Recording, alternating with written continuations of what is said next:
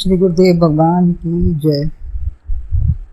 श्रीमद् भगवद गीता के त्रयोदश अध्याय में श्री भगवान ने क्षेत्र किसे कहते हैं, इसका क्या स्वरूप है, क्या विकार हैं, उपर्युक्त 5-6 श्लोकों में समासेन संक्षिप्त रूप से इसका वर्णन किया। प्रायः 2 पद्धति होती हैं, व्यास पद्धति और समासेन। तो इसमें बड़ी बात कहने से व्यर्थ का विस्तार होता है, ज़्यादा बढ़ाचढ़ कहने से केवल व्यर्थ का विस्तार है और कोई खास बात उसमें नहीं होती। कम शब्दों में सार रूप में अपनी बात कहना ही बुद्धिमानी है। पशु भी आवश्यकता अनुसार ही बोलता है, परमार्थ या अर्थपूर्ण ही बोलो, व्यर्थ और अनर्थ से बचो। शरीर केवल जानने के लिए क्षेत्र है, इसमें आस्था से बचने के लिए वह संकेत मात्र किया गया, इसके लिए संकेत मात्र किया गया है कि शरीर की आस्था से बचो। जैसे घर वाले को बताने के लिए घर का नंबर, पता आदि दिया जाता है। लक्ष्य है क्षेत्रज्ञ से या अमुक व्यक्ति से मिलने का। अतः 5 श्लोकों में साधन बताते हैं, आगे के 5 श्लोकों में साधन बता रहे हैं कि क्षेत्रज्ञ से कैसे मिल सकते हैं, जिससे क्षेत्रज्ञ को समझ सकेंगे तभी मिल पाएंगे। तुम्हारे में इतनी शक्ति हो कि जिस आदमी तक पहुंचना है वह प्रत्यक्ष तो है नहीं, जो पकड़कर दिखा दें। इसके लिए अंतर्मुख वृत्ति व ठीक ठीक पहचान से ही आप मिल सकते हो। ऐसे ज्ञातव्य आत्मस्वरूप के लिए साधन चाहिए। अपना मुख दर्पण से ही देख सकते हैं, जैसे ऐसे ही क्षेत्रज्ञ की पहचान होने पर आत्मस्वरूप का दर्शन हो ही जाएगा। तो क्षेत्रज्ञ की पहचान हो जाएगी उनके गुणों से, तो आत्मस्वरूप का दर्शन स्वतः हो जाएगा। क्षेत्र जगह, क्षेत्रज्ञ किसान बोने वाला है। इच्छा द्वेष सुख उनसे क्षेत्रज्ञ नहीं पा सकते। उनके रहते हुए, विकारों के रहते हुए इच्छा द्वेष सुख दुख राग उनसे हम क्षेत्रज्ञ को नहीं मिल सकते। इससे मिलना है तो निम्न 5 श्लोकों को अपने अंदर संपादित करना पड़ेगा। यही ज्ञान है और ज्ञान के ये साधन हैं, उन्हीं से ज्ञान का पता चलेगा। हम अध्यात्म ज्ञान के विषय में आगे वर्णन करेंगे। ये 7वां श्लोक है।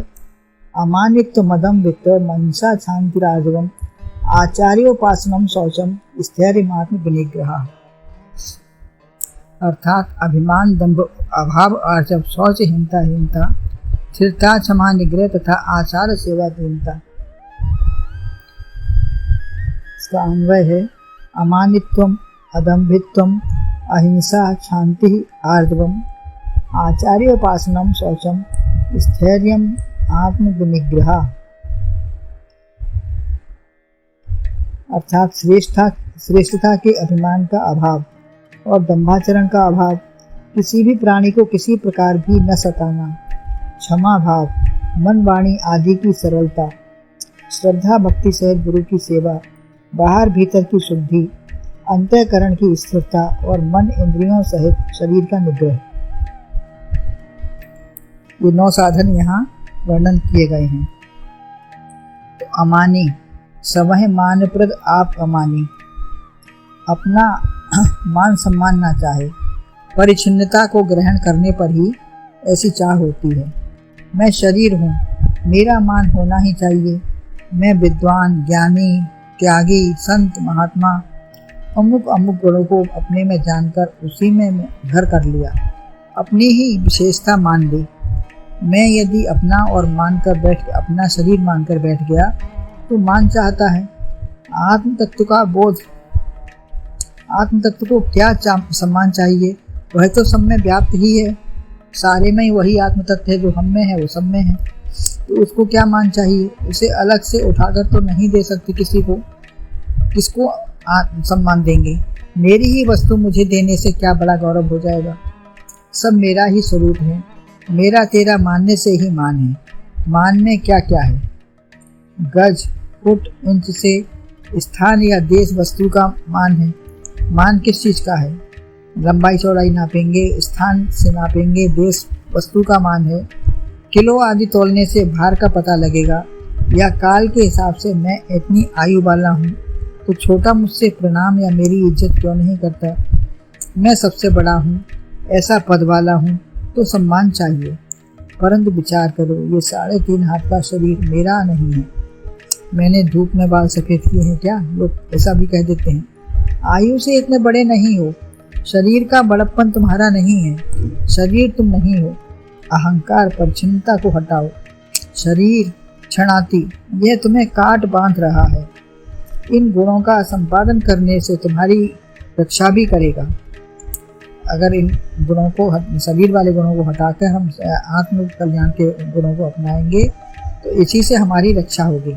सद्गुण मानने से या अंगीकार करने से या वृत्ति में भगवान आने से प्राप्ति होगी, वरन शरीर प्राप्ति नहीं होगी। वरन शरीर के देहाध्यास को हटाकर निश्चय एक बार कर लो। इसको बार बार निश्चय नहीं करना पड़ेगा कि मैं क्या हूँ, कौन हूँ। मैं सच्चिदानंद आत्मा शिवोहम हूँ। फिर बार बार कहने की आवश्यकता ही नहीं है। यदि एक बार निश्चय कर लिया तो कोई कुछ भी डिगाए तो पार्वती के समान मैं तो शंकर से ही वरूंगी, अन्यथा मुझे कोई नहीं चाहिए। तो ऐसी प्रतिज्ञा होने पर, ऐसा दृढ़ निश्चय होने पर फिर हमारा स्वरूप हमसे अलग हो नहीं सकता।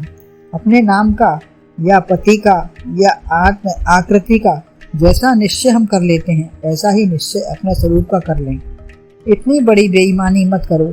पंचभूतों का शरीर है, अपना क्यों कहते हो? दूसरे की चीज की धरोहर समझकर रक्षा करो। आज तो कोई देना ही नहीं चाहता किसी को। तुम यह शरीर कहाँ से लाए थे? ऐसे मान को हटा दो, अमानित तो हो जाओ। मैं अमर आत्मा, अपरिवर्तनशील, शुद्धता का अभिमान, फाटने वाली चीजें बातें हटाकर ही परमात्मा का दर्शन होगा। इन सब बातों को हटाकर ही परमात्मा का दर्शन हो पाएगा। शरीर व उसके अभिमान को छोड़कर ही आत्म दर्शन होगा। यह पास भी है, दूर भी है, नजदीक भी है। जानने पर एक तिल का सूत की भी दूरी नहीं है। अभ्युत्तम अदभ्युत्तम दम्भ ना होना। पास में कुछ नहीं, परंतु दिखाना जो नहीं है, दिखावा बहुत रहता है उसका, ये सब उसका अभिमान ही है। झूठा दिखावा पाखंड है। किसी को दिखाने के लिए जब समाधि ध्यान कीर्तन करने बैठ जाते हैं तो प्रसिद्धि के लिए दूसरे भक्त या ज्ञानी जन कहें, क्षुद्र लोग बड़े पैसों वालों की तरह रहन सहन दिखाते हैं। यही विवर्त है। रस्सी का विवर्त है सर्प। जैसे रस्सी का विवर्त होता है सर्प, उसमें आशंका हो जाती है तो नहीं, परंतु दिखाते हैं हम बहुत बड़े पंडित ज्ञानी हैं। इससे बचो, तभी भगवत प्राप्ति होगी। विकारी शरीर है, इसे कोई दूषित समझ ले या कह दे। शरीर तो विकारी है ही है, इसको कोई कह भी दे तो क्या फर्क पड़ता है।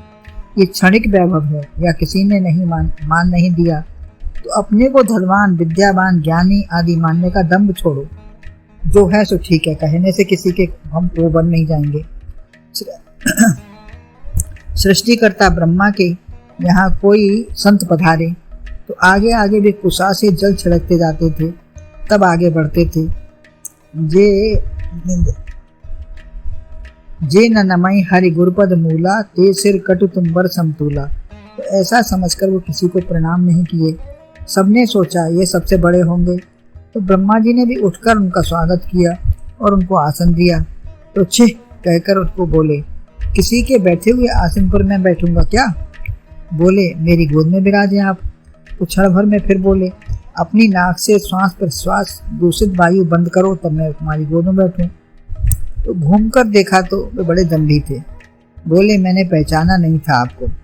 किसी को न देखना अभिमानी है, किसी को कुछ न मानना, किसी को न कुछ कहना, किसी को कहना कुछ, ये सब बड़ा अपना अभिमान है। हमारे यहाँ तो सब एक में समाये हैं, सभी एक आत्म तत्व हैं, सभी उसी में समाये हैं। एक आ जाए तो सब आ गए, सब समाये हैं एक में। एक महात्मा सबसे ऊंचा आसन चाहते हैं। स्वाभिमान को लेकर बड़ा कहो तो महान तो तुम ही हो ना। अगर स्वाभिमान को लेकर अपनी आत्मा की महानता को देखकर कहते हो तो महान तो हो ही, लेकिन वह कहलवाना नहीं चाहता।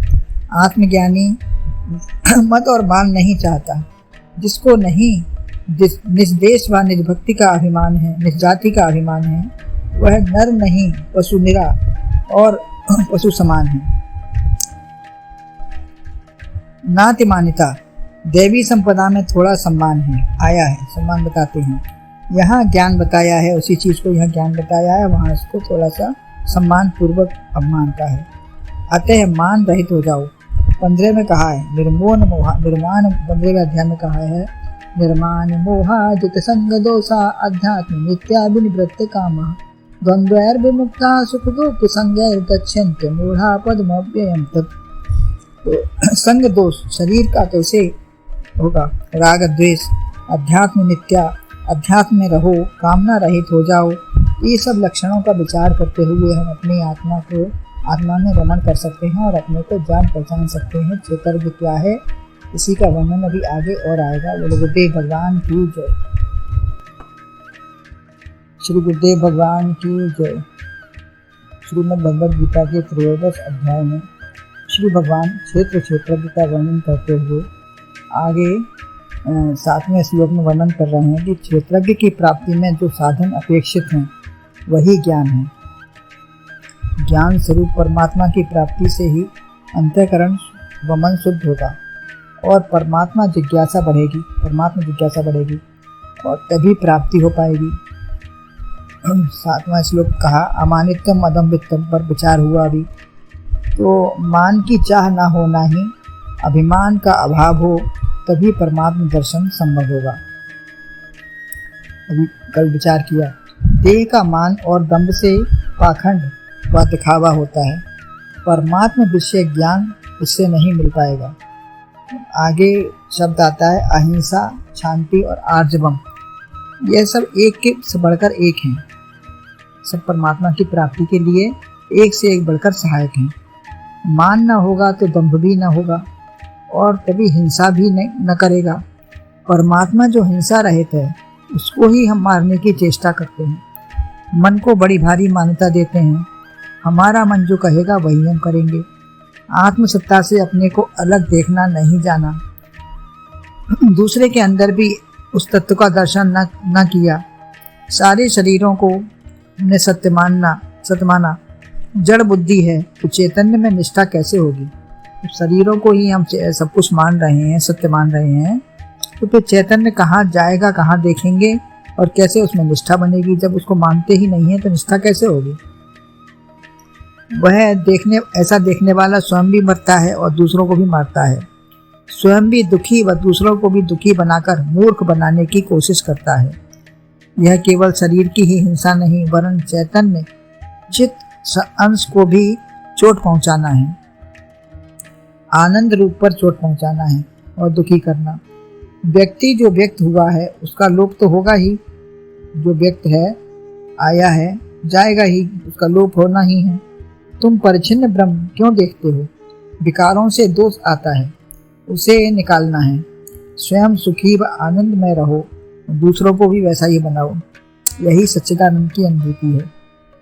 पेड़ काटते पालव सींचा,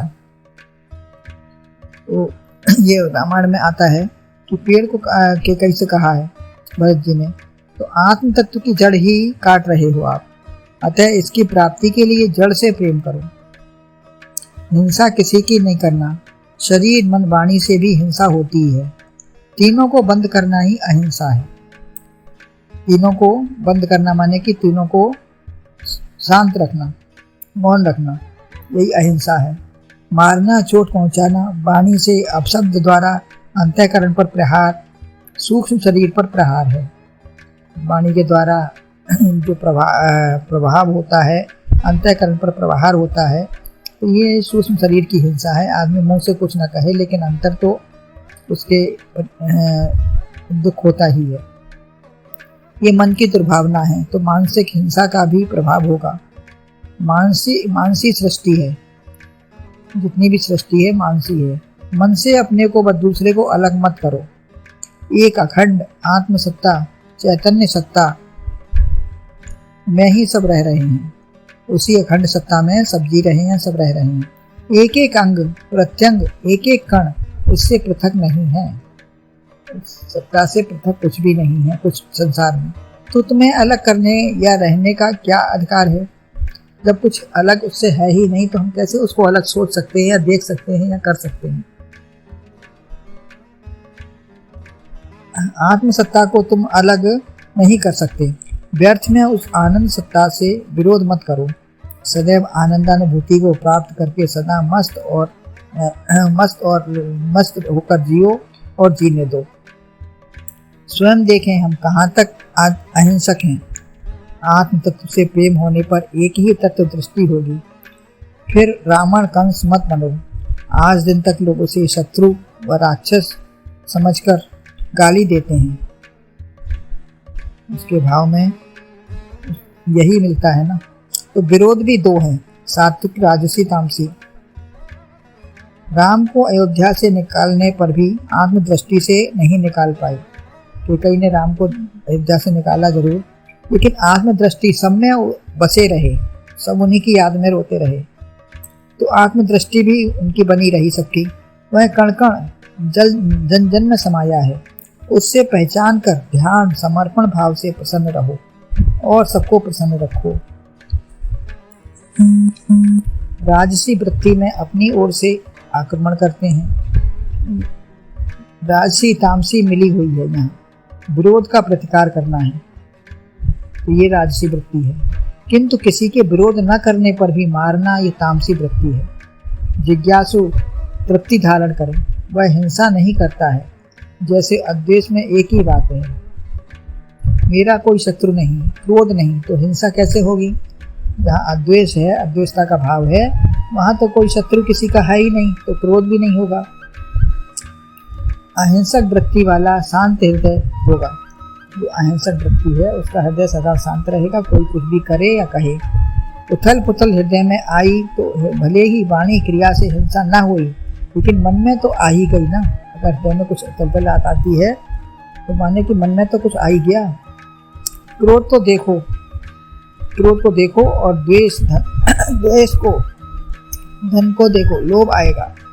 क्रोध को देखोगे तो द्वेष आएगा, धन को देखोगे तो लोभ आएगा।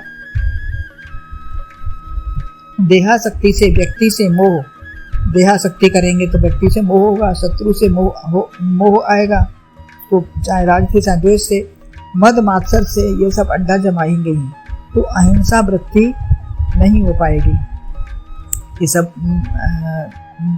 सब विकारों के रहते हुए अहिंसक वृत्ति बनी नहीं पाएगी। अब हम शांति पर विचार करें कि क्षमा कैसे हो। शांति माने क्षमा, ये कैसे होगी। चित्त शांत है तो क्रोध लोभ मोह कोई विकार नहीं है। यदि हमारे चित्त में शांति है, उथल पुथल नहीं है, तो क्रोध लोभ मोह कोई विकार नहीं हो सकते।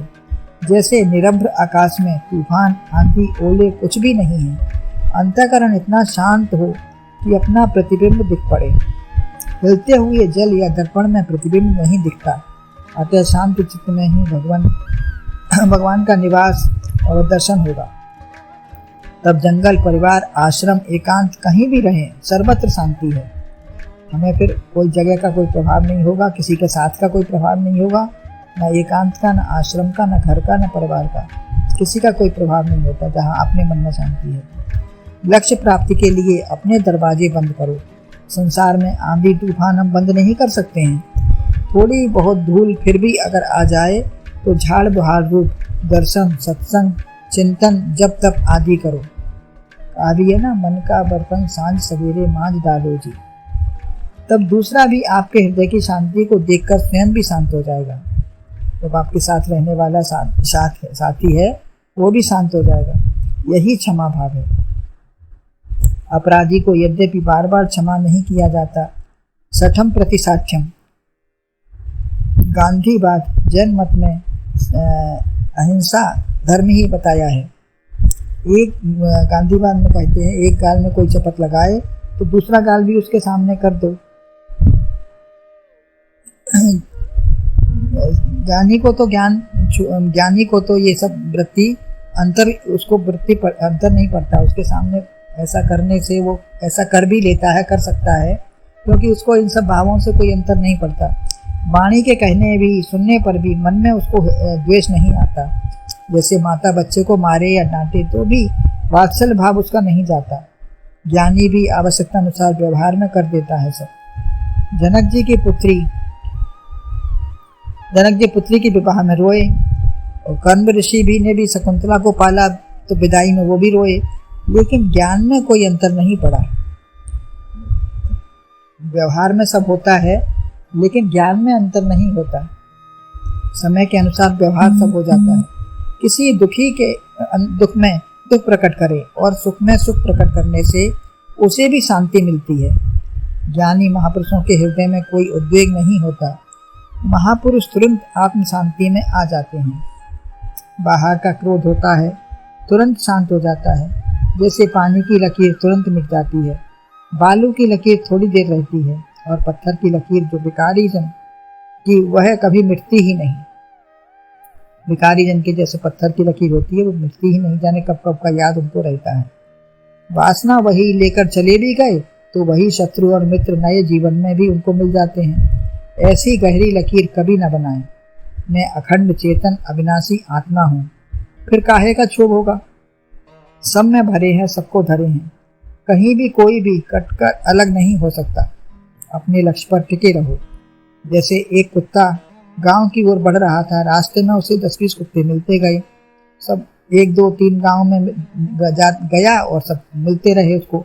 तो इस प्रकार वो इतनी सब लोग दुम दबा वो भागता रहा और कुत्ते उसको पीछा करते रहे, चिल्लाते रहे उसके पीछे पीछे, और वो दुम दबाकर भागता रहा।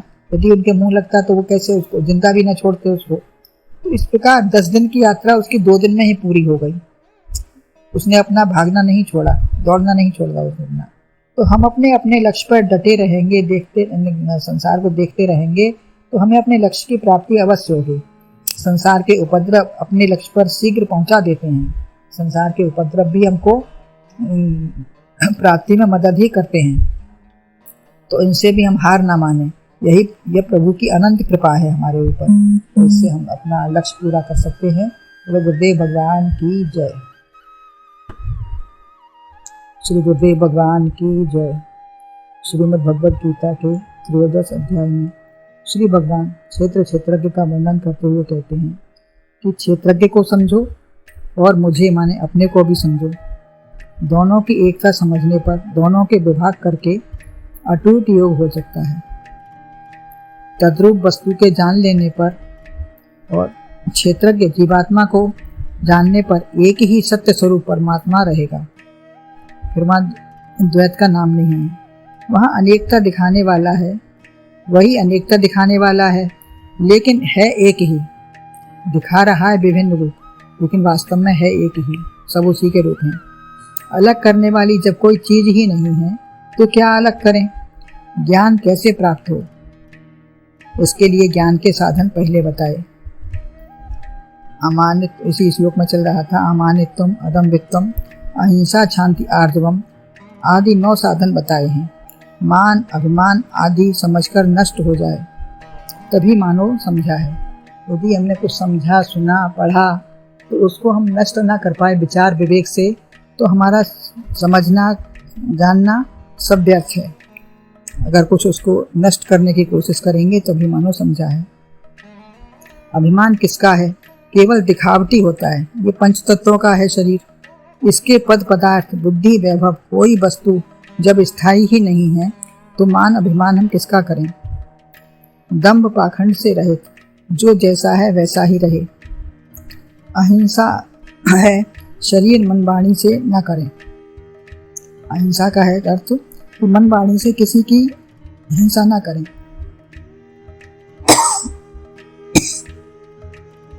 आत्महत्या, आत्म तत्व को ना जानना ही आत्महत्या है तो सच्चिदानंद। जानते हैं शरीर, क्षेत्र व नश्वर, इसे जानते हैं हम। ऐसे जानने वाला आत्महत्यारा ही है। ऐसा अहिंसा व्रत धारण करो कि हम क्या हैं अपने को जाने। यही सबसे बड़ी अहिंसा व्रत है। शांति माने क्षमा, शक्ति रहते हुए किसी का प्रतिक्रिया न करना। मन में शांति है तभी ये क्षमा कर पाएगा। जैसे चूल्हे पर चढ़े पानी की तरह यदि वह खौलता रहेगा तो ऐसा वेग सहन न कर सकने से क्षमा नहीं कर सकता। दुर्व्यवहार प्रदर्शित होता रहेगा, दुर्व्यवहार ही होगा उससे। आर्जवम माने सरलता, जैसे हो वैसे ही अपने को प्रदर्शित करो, बनाव श्रृंगार से नहीं, बनावट दिखावट सजावट इसमें न फंसो। वस्त्र आभूषण घर धन परिवार शरीर इन भौतिक वस्तुओं में वैसा ही दिखना और दिखाना यही सरलता है। बनावटीपन ये अपने को हमारे लक्ष्य से दूर कर देगा। अपने को विद्वान गुणी वैभव आदि हैं तो नहीं, पर हम दिखाते हैं अपनी गरिमा के लिए, ऐसा कुटिल व्यवहार है। अर्जुन का नाम काम सब सरल है, जो भी बात चाहे भगवान के प्रति ही क्यों ना हो आए वह कह देते हैं, भगवान से ही तुरंत कह देते हैं, अच्छा जैसा भी मन में आता है। तीसरे अध्याय में कहा है जायसी चेत कर्मणस्ते मता बुद्धि विचाराधन, और व्यामी शरण वाक्य ने बुद्धि मोह असीम में मेरी बुद्धि को आप भ्रमित कर रहे हो। तो मेरी बुद्धि को भ्रमित क्यों करते हो आप? भगवान ऐसा नहीं करते। जैसे बुद्धि में भाव हुआ शक्ति रही ग्रहण करने की, वैसा ग्रहण किया। कहीं पवित्रम परमम भगवान भी कहा है। हृदय कैसा है, सद्गुण है तो वैसा ही काम होगा, यदि कुटिलता भरी है तो वही दिखेगी। हृदय अनेक संस्कारों से दूषित हो गया है। जैसे जैसे संस्कार वातावरण वाणी कर्म किए, वैसे वैसे भाव संस्कार हमारे जमा हो गए। अतः प्रारंभ से ही हृदय को पवित्र रखो, उसमें गंदगी को जमने मत दो, सरल स्वभाव रहे। माता पिता का कर्तव्य है वह बालक को सिखाएं, यदि वह समर्थ नहीं है सिखाने में तो बड़ों का ही अपराध है इसमें।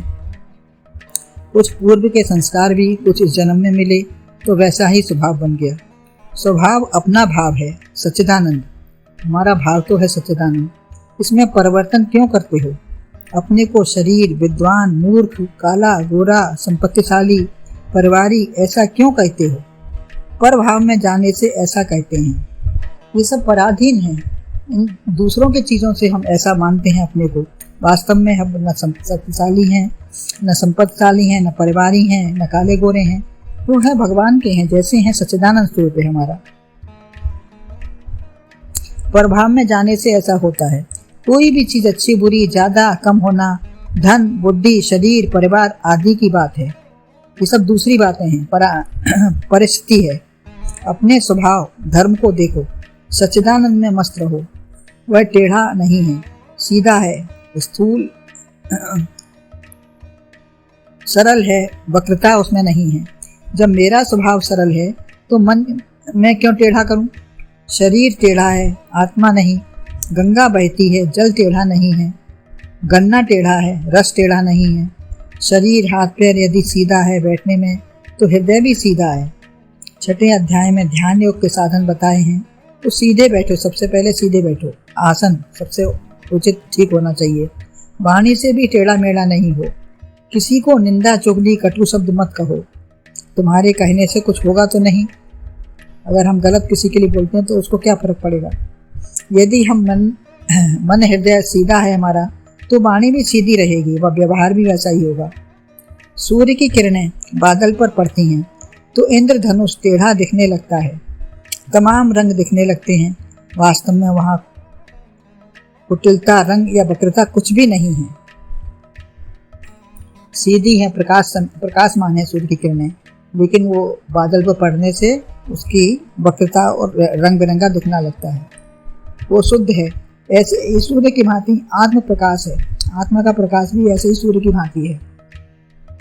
परंतु अंतःकरण में होकर इंद्रियों के द्वार से बाहर आया तो नेत्र ने रूप दिखाया, नेत्रों ने टेढ़ा मेढ़ा दिखाया। है तो मनुष्य परंतु पशु पक्षी स्त्री पुरुष सब दिख रहे हैं। फिर मैं मेरा, फिर शत्रु मित्र भी दिखने लगा। अतः जैसा चश्मा लगाओगे वैसा ही दिखेगा। यदि अंतःकरण सीधा है तो वैसा ही दिखा। कर्ण द्वार से शब्द कुटिल हो गया। कर्ण द्वार से जैसा हमने सुना, जैसा हमको समझा, विवेक अपना जानकारी लगाई तो वैसा ही हमको शब्द समझ में आने लगे। जैसे जल में शक्कर रंग सुगंध से शरबत बन गया, ऐसे ही रागी के अवगुण गुण दिखे और द्वेषी के गुण भी दोष दिखे थे। किसी गलत आदमी के उसके अवगुण भी गुण दिखते हैं अच्छे आदमी के, और किसी द्वेषी से हमारे तो उसके गुण भी दोष दिखते हैं। अतः अपने अंतःकरण को और भी दूषित कर लिया हमने। एक परत जमी तो गलत देखा सुना, सूंघा और वैसा ही स्पर्श किया, फिर मिलावट व गंदगी बढ़ती गई तो यह त्रुटि और बढ़ती चली गई। विचार से शुद्ध और अविचार से दूषितता आ गई। तो हमको सब विचार से, विवेक से, हम ज्ञान से जब हम अपना बनाएंगे तो सब शुद्धता आती जाएगी। व्यवहार में कुटिलता, वक्रता, कर्म, वाणी सब में आ गई। एक ही चाल सीधी सरल, दूसरी मस्त उछलाती होती है। चाल एक ही है लेकिन उसमें भी तरह तरह के भाव दिखते हैं। अतः अंतःकरण के दोष व सद्व्यवहार सरलता से ब्रह्म पद की प्राप्ति हो सकती है। अंतःकरण में सरलता हो तो सब ब्रह्म पद ही मिलेगा। जो हृदय में है वही कहो और करो, व्यवहार करो। अतः अपने जीवन में सरल बनाओ, उसी से ज्ञान और कुटिलता से अज्ञान मिलेगा। ज्ञान का लक्षण भी भगवान ने बताया। गांव के अनपढ़ लोग सरल होते हैं। भगवान ने कहा, निर्मल जनमन सोय मोहि भावा, मोहि कपट छल छिद्र न भावा। तो अपने मन में शुद्धता रखेंगे तो हमें दूसरा भी शुद्ध ही दिखाई देगा। बहुत भावनाओं के से ज्ञानी वाणी में मधुरता दिखाते हैं। बहुत सी भाषाओं के ज्ञानी वाणी में अपनी मधुरता भी दिखाते हैं। दिखावट से काम नहीं चलता, परंतु आभास मिल जाता है अंदर की या बाहर की वाणी है, कैसी वाणी है उनकी। अंदर के वेग हों तो तुम्हें उन्हें सहन करो। अंदर कोई वेग आ रहा है, बढ़ रहा है तो उसको बाहर ना निकालो, सहन करो। क्रोध से वाणी का वेग आया तो मन में जो आया सो बक दिया।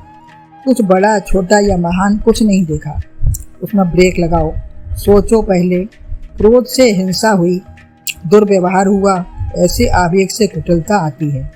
ऐसे ही क्षुधा वेग से, स्वाद वृत्ति से, चाहे जिस समय कहीं भी कुछ भी कैसा भी खा लिया। जिसने क्रोध काम क्रोधोद्भवम वेगम स युक्तः स सुखी न रहा। जो अपने काम क्रोध के वेग को रोक लेता है वही युक्त है, भगवान से योग है, योगी है और सुखी है, और वही सरल है और आत्म तत्व ब्रह्म तत्व का जानने का अधिकारी है। मोहि कपट छल छिद्र न भावा। जो शांत, निर्मल, सरल, पवित्र मन है वही परमात्मा को प्राप्त कर सकता है। सरलता वाले को ही ज्ञान की या ब्रह्म की प्राप्ति होती है। बाहर भीतर एक रहो। मनस्य एकम वचस्य एकम कर्मण्य एकम स महात्मा अन्यत सा दुरात्मा। अगर उसके विपरीत है तो वो दुरात्मा है, महात्मा नहीं है। जो सब चीज में अपना एक है, मन से, वचन से, कर्म से, वही महात्मा है। चाहे कोई निंदा करता है तो शरीर की यह अपवित्रता का ढेर है। मेरी निंदा कोई कर नहीं सकता। जैसे कोई सूर्य को धूल क्या दे सकता है? क्या नहीं दे सकता। या उसके ऊपर कोई थूक सकता है? नहीं। ऐसे ही मेरी माने आत्म तत्व की कोई निंदा क्या करेगा। महापुरुषों का कोई भी कटवचन अपमान करे, उनका कुछ नहीं बिगड़ता। एक महापुरुष को पागल समझकर परेशान करते लोग, उसके कुत्ते दौड़ाते, वह नहीं कुछ करते, धीरे धीरे समझे। वो महापुरुष का कोई उसमें जवाब नहीं होता था, ना उनका कोई उसमें कुछ कहते सुनते थे।